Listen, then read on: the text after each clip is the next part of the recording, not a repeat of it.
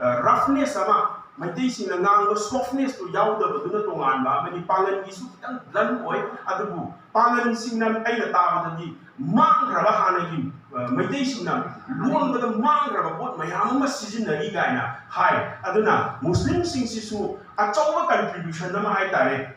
ko gi pangan culture na ta ba Maitai amadi pangan gi pulak ki wa Manipuri culture se preserve to na ba da pangan sing se hekler badagi hai tare aduna nupi lawgi laikibani adu tawkibani haibasiti madu kaufupana phare I was a part of it Manipur gi kari history da shared history ni wamin nare nungai ni nare aduna samna harada chahi tere kunda pada chen bu bulak chen ni naru bai ni adar bulak lai ni nari se aduna punama wamin naraga ngasi yang thenga ba matam sida na koi di marak tabi la ni ga ai su ai koi di am emotional oi ba pot ama pok ta ba ngamoi hai ba tare aduna